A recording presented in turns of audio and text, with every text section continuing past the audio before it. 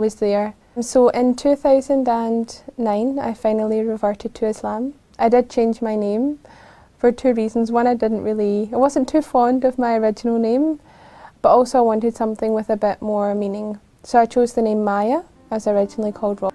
And I took my Shahada through tears of joy. We were all crying, it was so emotional, and it was an experience that I wasn't expecting.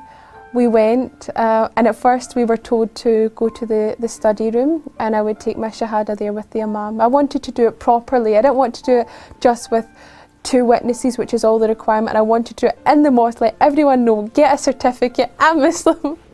I found the answers.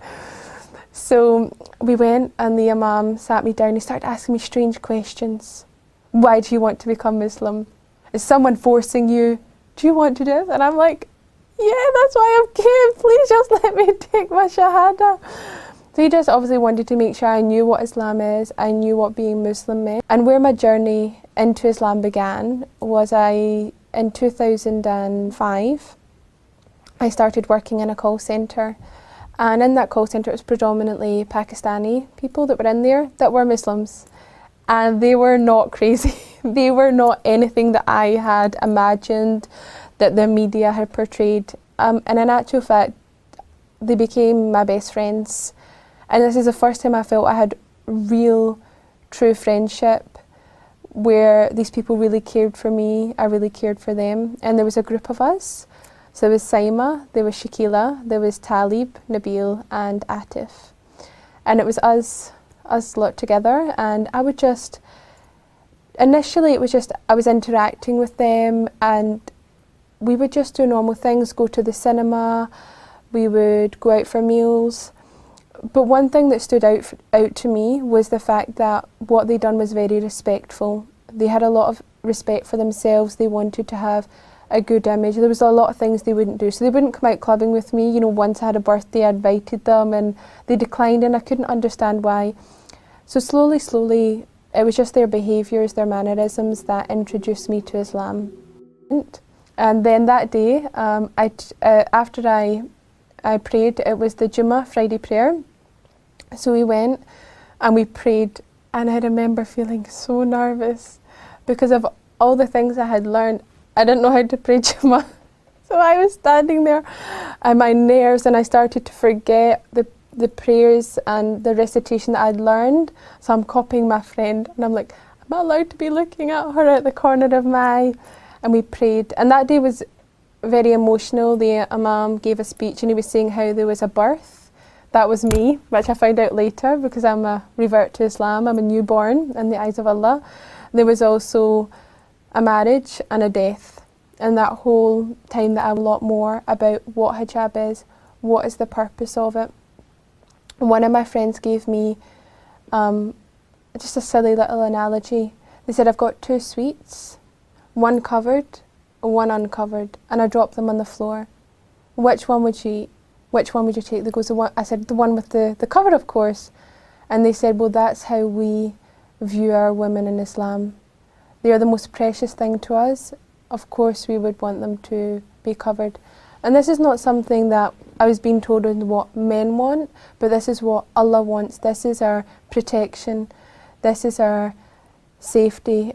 And I didn't want to go out without it. For me, I loved hijab by this point. I'd found a love for hijab. I'd found a love for covering. I understood the reasons behind it. And I wanted to fulfill that obligation to Allah. But I was scared to tell my mum. So I was standing in the kitchen and I was ironing my hijab, and I tell her I'll wear hijab now. And she got very angry and she was crying, and it was so painful for me, and she's saying this is oppression. And at this point I'm not eloquent, I can't explain to her. I have the knowledge, but to give it to her, I don't know where to start. I don't know the right place. And I'm just shouting back, no, it's not.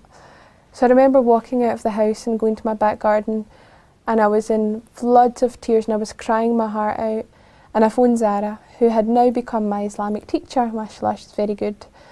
and I'm crying to her, and I said to her, Zara, I have to take it off, I can't do this anymore. And she gave me so much comfort and so much love and so much strength. She said to me, Allah will never give you a test that you cannot bear. There will never be something in your life that you cannot overcome. It is there for a reason. So I found a lot of comfort in her words, and I put it on and I wore it and I left the house. And my end point with my wider family came when it was my graduation, and my mother and my aunt and my uncle came, and I was hiding from them.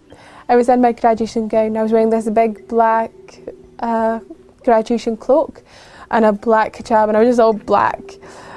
And I was nervous. I was so nervous. And it was about to begin, so I said, okay, we need to take our seats now, but I'll see you afterwards. I just wanted to get it over and done with. I thought, look, when they see me walk across the stage, they'll see the hijab, maybe they'll talk about it, and then I won't need to be there when she sees it for the first time. I won't see that initial moment. And alhamdulillah, that's what happened. It was too late for them to come and greet me before, so I went upstage, I accepted my award, and I came down. And I could see in their faces that they had some apprehension. They were shocked, but they accepted it. My grandfather's not a man of many words. So when I went to see him, he'd been informed, I believe, by my family that I was Muslim and that I covered. And we've never spoken about it, me and my grandfather. And what he done, he says to me, all of your grandmother's scarves are upstairs in the bottom drawer, and I've looked them all out, and they're all there for you, you know, for your. And he wouldn't say anything, he just went, for your. And that's when I knew that through that trial, through that, for me that was a very hardship, that there was light at the end of the tunnel, if you want to call it that. There was peace at the end for me, and that my family accepted the hijab, and that now they understand the reasons behind it. And you guys don't know this as you're recording it, but I've wanted to wear a abaya for a long time. I've wanted to put on the proper covering, and I've been too nervous. And I actually had discussion about the abaya with Ahmed, who's another revert, and he said to me, you will find the strength. Your husband, he will give you that guidance and you'll be there. So when I was asked to come on this show, I thought, I don't want to go on wearing, like, I know I'm covered, you know, my arms down to my feet, my head, but I said, I don't want to go on and wear my dress. I don't think that's right. I want to be a good example to my sisters out there, to Muslims, to people that are thinking about reverting. So today I put on the abaya for the first time. Chasing after the latest dress or the latest car or job. I have everything I need to keep me content right now at this age. I grew up in an environment where what I was told was that you're meant to go out, you're meant to travel the world, you're meant to experience many different things, date different people, to try and attain something, and when you've attained it, get more. Earn money, and when you've got money, earn more money. When you drink, learn to drink and then drink a bit more.